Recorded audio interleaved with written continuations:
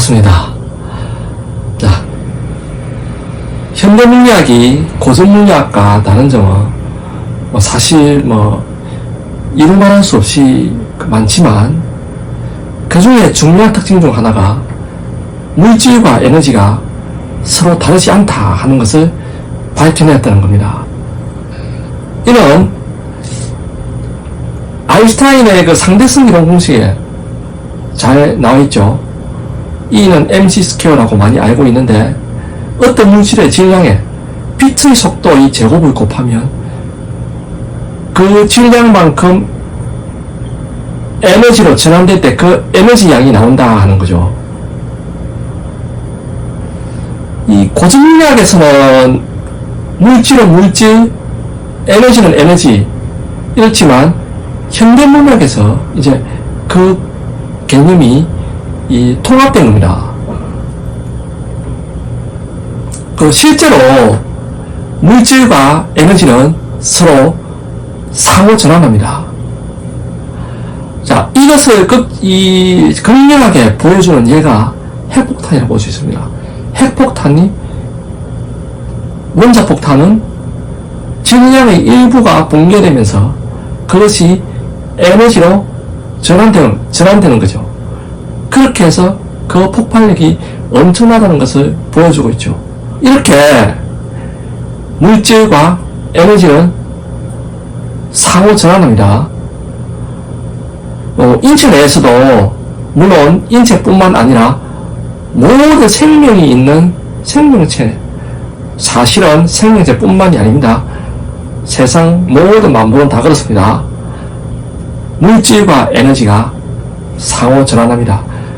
그런데 세포 내에서도 물질과 에너지가 끊임없이 상호 전환하고 있습니다. 물질이 에너지로 전환되는 과정을 이화작용이라고, 에너지가 물질로 전환되는 것을 동화작용이라고 하는데, 쉽게 이야기하면 이화작용은 분해, 동화작용은 합성, 이렇게 표현할 수 있습니다. 이 이화작용과 동화작용이 일어나지 않는 세포는 없고, 일어나지 않는 생물은 없습니다. 이화작용의 대표적인 예가 호흡이고, 동화작용의 대표적인 예가 광합성이다 생각하시면 됩니다.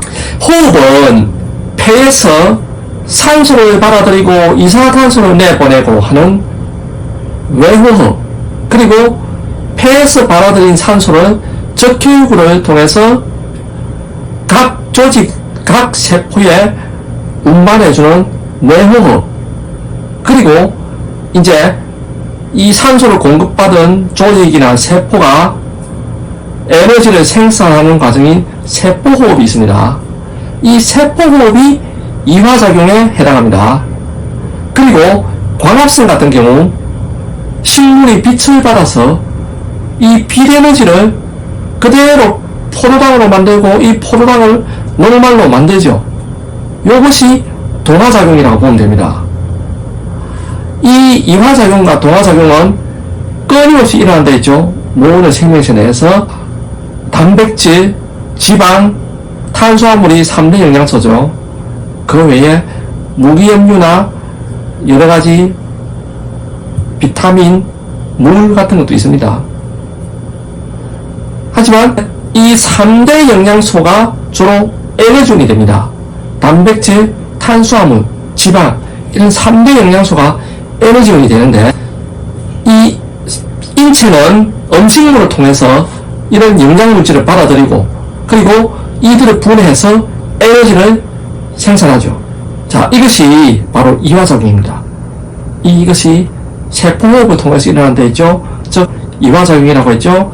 이렇게 생성된 에너지는 각 세포와 조직, 기관에 필요한 여러가지 물질을 생성하는데, 이것이 동화작용입니다. 자, 주로 세포가 제대로 기능하려면, 세포가 세포로서 존재하려면 DNA나 RNA 같은 핵산을 반드시 있어야 됩니다. 그리고 또 단백질이 있어야 됩니다. 즉 기능을 하는 DNA나 RNA, 그리고 단백질을 만들어내는 과정이 동화작용입니다. 그리고 에너지를 필요량 이상으로 섭취했을 때 그것을 버릴 수는 없죠. 언제 필요할지 모르니까 창고에 저장해 놔야 되겠죠. 그래서 남은 포도당을 간에서 글리코겐으로 저장을 하거나 아니면 중간 대사산물은 주로 지방으로 저장을 합니다. 이 글리코겐은 식물의 녹말과 비슷한 구조입니다. 이거 역시 포도당을 이제 중합시켜서 간에다 저장한다 생각하시면 됩니다. 이거 역시 동화작용입니다. 이 동화작용에서는 에너지가 이제 소모가 됩니다. 이것은 무슨 말이냐면 세포 내에 있는 에너지를 고분자 물질로 전환시킨 거다. 이렇게 생각하시면 됩니다. 즉 에너지가 물질로 전환된 거죠. 그리고 격렬한 운동 같은 무산소 호흡을 많이 한 경우에 젖살이 많이 생성됩니다. 그러면 이 젖산도 결과적으로 간에서 포도당으로 만들고 또 이 포도당을 글리코겐으로 저장을 합니다. 이것도 역시 에너지를 소비하게 됩니다.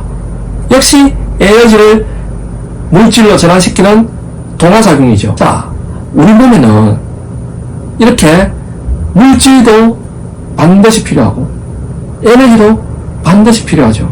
그래서 이화작용과 동화작용이 모두 필요합니다. 한의학에서는 기혈이라는 개념이 있는데, 자, 이 말로만 보면 기는 기운이고 혈은 피다, 이렇게 생각하면 되겠죠. 맞습니다.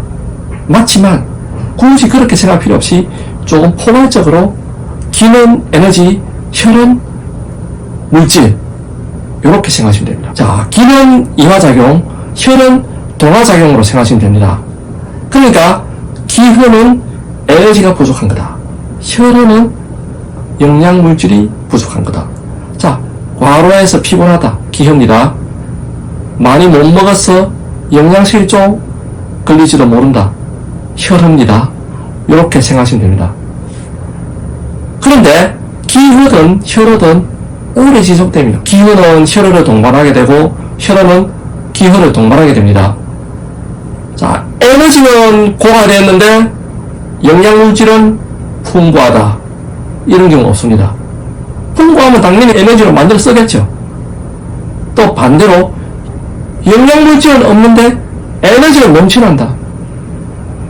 그러면 당연히 그 에너지로 몸에 있는 작은 분자들 모아가지고 영양소 이 고분자로 만들겠죠. 물질을 만들겠죠. 그러니까 둘 중에 하나는 풍부한데 하나는 부족하다. 이런 거 없습니다. 하나가 부족하면 나머지도 역시 부족해집니다. 왜냐하면 물질과 에너지는 둘이 아니라 결국 하나이기 때문이죠. 그래서 일반적으로 이 기혈은 혈어든 오래 지속되면 기와 혈이 모두 허해지는 결과가 나타납니다.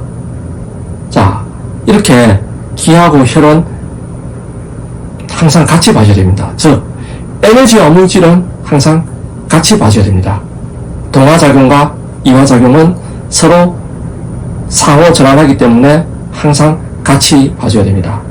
자, 이렇게 이화작용과 동화작용에 대해서 말씀드렸습니다. 감사합니다.